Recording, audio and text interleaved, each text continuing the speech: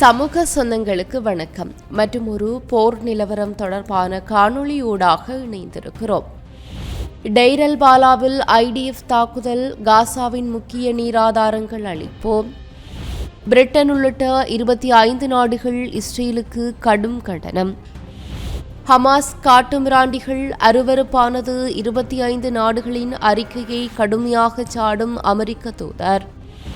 5 முக்கிய இஸ்ரேலிய இலக்குகளை ட்ரோன்கள் மூலம் குறிவைத்து தாக்கிய ஏமன். அணுசக்தி செறிவூட்டலை ஈரானால் கைவிட முடியாது, ஈரானிய வெளியுறவு அமைச்சர் சபதம். ரஷ்யா திட்டமிடும் அடுத்த தாக்குதல், ஒரே நேரத்தில் 20,000 ட்ரோன்கள், ஜேர்மன் ஜெனரலின் எச்சரிக்கை போன்றதான ஆன்மீக செய்திகள் குறித்து விரிவாக பார்க்கலாம். தெற்கு காசாவில் உள்ள டெய்ர் அல் பாலா பகுதியில் இஸ்ரேலிய ராணுவம் IDF நடத்திய தாக்குதலால் முக்கியமான குடிநீர் வசதிகள் அழிந்து விடுகின்ற அபாயம் உருவாகியிருக்கிறது என்று ஐக்கிய நாடுகள் சபை எச்சரிக்கை விடுத்திருக்கிறது. இந்த பகுதியில் முக்கிய உப்பு நீக்க ஆலை மற்றும் பல நீர் உள்கட்டமைப்புகள் இருக்கின்றன. இதன் மூலம் கடல் நீரை குடிநீராக மாற்றும் முக்கிய வேலைகள் நடைபெறுகின்றன. தற்போது இந்த இடத்தில் இருந்து பாலஸ்தீனர்களை வெளியேறுமாறு IDF உத்தரவிட்டிருக்கிறது. கடலோர மாவாசி பகுதியில் உள்ள இந்த உப்பு நீக்கின்ற ஆலை உள்நாட்டில் இடம்பெயர்ந்த லட்சக்கணக்கான மக்களுக்கு முக்கியமான குடிநீர் ஆதாரமாக இருக்கிறது. ஒரு நாளைக்கு சுமார் 6,60,430 கலன் தண்ணீரை இது உற்பத்தி செய்கிறது. இந்த வசதி அளிக்கப்படுவதால் குடிநீர் வசதிக்கு நேரடியாக பாதிப்புகள் ஏற்படும் என ஐநா செய்தி தொடர்பாளர் ஸ்டீஃபன் டுஜாரிக் ஒரு செய்தியாளர் சந்திப்பின் போது தெரிவித்திருக்கிறார். ஜூலை மாத தொடக்கத்திலேயே காசாவின் 80% சுகாதார வசதிகள் இஸ்ரேலின் ராணுவ கட்டுப்பாட்டு பகுதிகளில் இருக்கின்றன. கடந்த மாத நிலவரப்படி காசாவில் 93% வீடுகளுக்கு தண்ணீர் கிடைக்கவில்லை என்று ஐநா தெரிவித்திருக்கிறது. 87% பகுதிகள் இஸ்ரேலின் வெளியேற்ற உத்தரவின் கீழ் இருப்பதால் சுமார் 2.1 மில்லியன் மக்கள் எந்தவிதமான சேவைகளும் இல்லாத துண்டு துண்டான பகுதிகளில் சிக்கிக் கொண்டிருக்கிறார்கள். காசாவில் சுமார் 1.35 மில்லியன் மக்களுக்கு தங்குமிடம் மற்றும் வீட்டுப் பொருட்கள் தேவைப்படுவதாகவும் ஐநா நிறுவனங்கள் எங்களிடம் கூறுகின்றன. ஆயினும் கூட கடந்த 140 நாட்களாக காசாவிற்குள் தங்குமிட பொருட்கள் எதுவும் அனுமதிக்கப்படவில்லை என்றும் டுஜாரிக் தெரிவித்திருக்கிறார். இந்த மாத தொடக்கத்தில் காசாவிற்குள் எரிபொருள் டேங்கர்கள் அனுமதிக்கப்பட்டிருந்தாலும் அவை மிக குறைவாகவே இருந்தது. மேலும் வாகனங்களை அனுப்ப இஸ்ரேலிய அதிகாரிகளை ஐநா தொடர்ந்து வலியுறுத்தி வருகிறது. இந்த நிலையில் காசா மக்களின் குடிநீர், உணவு மற்றும் அடிப்படை தேவைகள் நாளுக்கு நாள் மோசமாகி வருகின்ற நிலையில் இஸ்ரேல் எடுக்கின்ற நடவடிக்கைகள் மிகவும் தீவிரமான மனிதாபிமான பாதிப்புகளை ஏற்படுத்தும் என்று முழு உலகமும் கவலைக்குள்ளாகி இருக்கிறது. இதற்கிடையே காசாவில் இஸ்ரேல் அரசின் உணவுப் பொருள் விநியோக முறை ஆபத்தானது என்று பிரிட்டன் மற்றும் 24 நாடுகள் திங்கட்கிழமை கடும் கண்டனம் தெரிவித்திருக்கின்றன.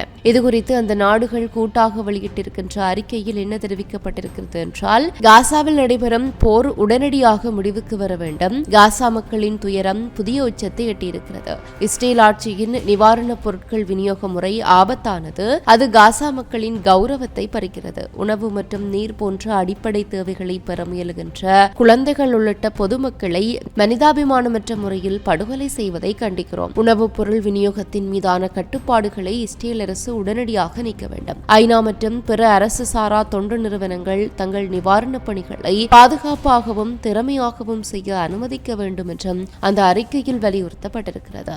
அந்த கூட்டறிக்கையில் ஐரோப்பிய ஒன்றியத்தின் சமத்துவம் பேரிடர் மேலாண்மை துறை அமைச்சரும் Britain, Australia, Austria, Belgium, Canada, Denmark, Estonia, Finland, France, Iceland, Ireland, Italy, Japan, Latvia, Lithuania, Luxembourg, Netherlands, New Zealand, Norway, Poland, Portugal, Slovenia, Spain, Sweden, Switzerland ஆகிய நாடுகளின் வெளியுறவு அமைச்சர்களும் கையெழுத்திட்டிருக்கின்றமை குறிப்பிடத்தக்கது. இவ்வாறு இஸ்ரேலுக்கும் ஹமாஸுக்கும் இடையிலான காசா போரை முடிவுக்கு கொண்டு வருகின்ற நோக்கில் 25 நாடுகள் இணைந்து கூட்டறிக்கை ஒன்றை வெளியிட்டன. இந்த அறிக்கையின் முக்கிய கோரிக்கை இஸ்ரேல் தாக்குதல்களை நிறுத்தி உடனடி போர் நிறுத்தத்திற்கு உடன்பட வேண்டும் என்பதுதான். ஆனால் மேற்கத்திய நாடுகள் வெளியிட்ட இந்த கூட்டறிக்கையை இஸ்ரேலுக்கான அமெரிக்க தூதர் மைக் ஹக்காபி கடுமையாக சாடியிருக்கிறார். அவரது அதிகாரப்பூர்வ எக்ஸ் பக்கத்தில் வெளியிட்ட பதிவில் அருவருப்பானது. ஹமாஸின் காட்டுமிரண்டிகள் இவ்வளவு கொடூரமாக நடந்து கொள்கிறார்கள். நாடுகள். ஆனால் 25 நாடுகள் அதற்கு பதிலாக இஸ்ரேலை தண்டிக்க முனைவதாக தெரிகிறது என்று கோபமாக பதிவிட்டிருக்கிறார். மேலும் அவர் காசா பிராந்தியம் இந்த அளவுக்கு பாதிக்கப்படுவதற்கு ஒரே காரணம் ஹமாஸ் அமைப்பு எந்தவிதமான சமாதான திட்டத்தையும் நிராகரிப்பதுதான். ஆனால் இஸ்ரேலை குறை கூறுவது பகுத்தறிவற்றது என்றும் அவர் தெரிவித்திருக்கிறார். இந்த தகவல் தற்போது சர்வதேச ஊடகங்களில் பெரும் விவாதங்களை கிளப்பி இருக்கிறது. இஸ்ரேல் மீது தொடர்கின்ற விமர்சனங்கள், பல்லாயிரக்கணக்கான பொதுமக்கள் உயிரிழந்தது குறித்து மனித உரிமை அமைப்புகளின் அறிக்கைகள் மற்றும் அமெரிக்கா வழங்குகின்ற தொடர் ஆதரவு, இவை அனைத்தும் ஒன்றுக்கொன்று முரணாக மாறி வருகின்றன. இதேவேளை ஐநா மற்றும் ஐரோப்பிய யூனியனின் இருபுற அழுத்தங்களுக்கும் இடையே இஸ்ரேலின் நடவடிக்கைகள் எந்த வகையில் மாறப்போகின்றன என்பது மிக முக்கியமான புள்ளியாக உலகம் கவனிக்கின்ற ஒரு விடயமாக மாறியிருக்கிறது.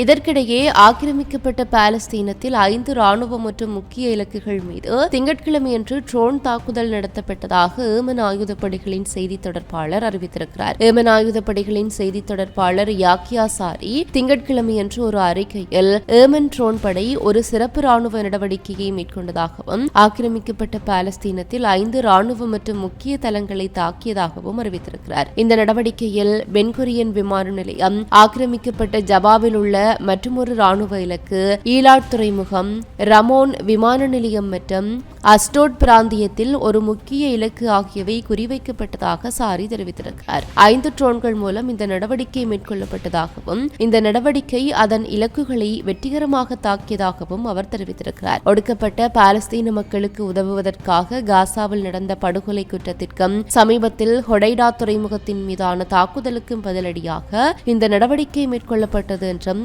ஏமன் ஆயுதப்படைகளின் செய்தி தொடர்பாளர் வலியுறுத்தி இருக்கிறார். கடந்த மாதங்களில் ஆக்கிரமிப்பை எதிர்கொள்வதிலும் எதிர்ப்பதிலும் ஏமன் அடைந்த வெற்றியை குறிப்பிடுகையில் வருகின்ற கட்டத்தில் எந்தொரு விரோத நடவடிக்கைகளையும் எதிர்கொள்ள ஏமன் முழு தயார் நிலையில் இருக்கிறது என்றும் அவர் வலியுறுத்தி இருக்கிறார். ஒடுக்கப்பட்ட பாலஸ்தீன மக்களுக்கு தொடர்ந்து ஆதரவளிக்க வேண்டும் என்று வலியுறுத்திய சாரி, காசா மீதான தாக்குதல்கள் நிறுத்தப்பட்டு முற்றுகை நீக்கப்படும் வரை ஏமன் தாக்குதல்கள் தொடரும் என்றும் உறுதியளித்திருக்கிறார்.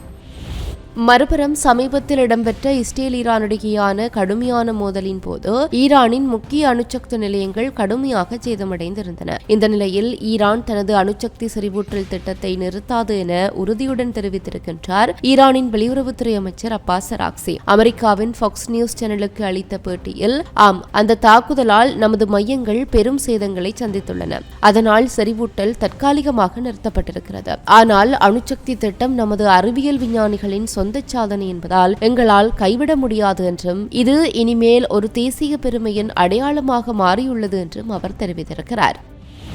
இறுதியாக உக்ரைனுக்கு எதிரான ரஷ்யாவின் தாக்குதல்கள் தொடர்ந்து தீவிரமடைந்து வருகின்ற நிலையில் கடந்த ஜூலை 8 மற்றும் 9 தேதிகளில் மட்டும் ரஷ்யா 741 ட்ரோன்கள் மற்றும் ஏவுகணைகளை ஒரு சேர உக்ரைன் மீது ஏவியிருக்கிறது. இந்நிலையில் ஜெர்மனியின் பாதுகாப்பு அமைச்சின் உயர் அதிகாரி மேஜர் ஜெனரல் கிறிஸ்டியான் ஃப்ராய்டிங் வெளியிட்டிருக்கின்ற புதிய எச்சரிக்கை பெரும் கவலையை உருவாக்கி இருக்கிறது. அதாவது ரஷ்யா தற்போது ட்ரோன் உற்பத்தியை வலுப்படுத்தி வருகிறது. விரைவில் ஒரே நேரத்தில் 2000 ட்ரோன்களால் தாக்கும் சூழ்நிலை உருவாகலாம் என்று அவர் எச்சரிக்கை விடுத்திருக்கிறார். இது உக்ரைனின் வான் பாதுகாப்புக்கு பெரிய சவாலாக இருக்கும். மேல்கட்டமைப்பு பாதிக்கப்படும் என்கின்ற அபாயம் அதிகரிக்கும் என்றும் அவர் தெரிவித்திருக்கிறார். ஈரான் தயாரிக்கின்ற ஷாஹித் ட்ரோன்கள் பன்னாட்டு சந்தையில் வெறும் 30,000 தொடக்கம் 50,000 யூரோ மதிப்பிலேயே இருக்கின்றன. ஆனால் அவற்றை அழிக்க பயன்படுத்தப்படுகின்ற பேர்டியாட் ஏவுகணை அமைப்புகள் ஒன்று சுமார் 5 மில்லியன் யூரோ வரை செலவாகிறது. இது உக்ரைனுக்கு மிகப்பெரிய பொருளாதார சுமையாகவும் மாறியிருக்கிறது. தற்போது உக்ரைனுக்கு துப்பாக்கிகள், எதிர்ப்பு ட்ரோன்கள் மற்றும் மின்னணு தடுப்பு கருவிகளை தவிர குறைந்த செலவில், அதாவது சுமார் 2000 முதல் 4000 வரையிலான விலை கொண்ட பாதுகாப்பு கருவிகள் தேவைப்படுகிறது. ஜெனரலின் எச்சரிக்கையின்படி ரஷ்யாவின் இத்தகைய தாக்குதல்கள் உக்ரைனின் பாதுகாப்பு வளங்களை சோர்வடையச் செய்யும் திட்டமிட்ட முயற்சியாக இருக்கலாம் என்றும் எதிர்காலத்தில் மேற்கத்திய நாடுகள் கூடுதல் உதவிகளை வழங்க வேண்டிய நிலை ஏற்படும் என்றும் சுட்டிக்காட்டப்பட்டிருக்கின்றமை குறிப்பிடத்தக்கது. இத்துடன் இந்த காணொளி நிறைவு பெறுகிறது. இந்த காணொளி பற்றி உங்களுடைய கருத்துக்களை கீழே இருக்கிற கமெண்ட்ஸ் பக்கத்தில் பதிவிட்டு செல்லுங்க. மற்றும் ஒரு காணொளி வாயிலாக சந்திக்கலாம். தொடர்ந்தும் சமூகத்தோடு இணைந்திருங்கள். இது போன்ற பல செய்திகளை தெரிந்து கொள்ள நம்முடைய சமூக மீடியா யூடியூப் சேனலை சப்ஸ்கிரைப் செய்து அருகில் உள்ள பெல் பட்டனை கிளிக் செய்யுங்கள். மேலும் செய்திகளை உடனுக்குடன் தெரிந்து கொள்ள சமூகமீடியா.com என்ற இணையதளத்தின் வாயிலாக எங்களுடன் இணைந்திருங்கள்.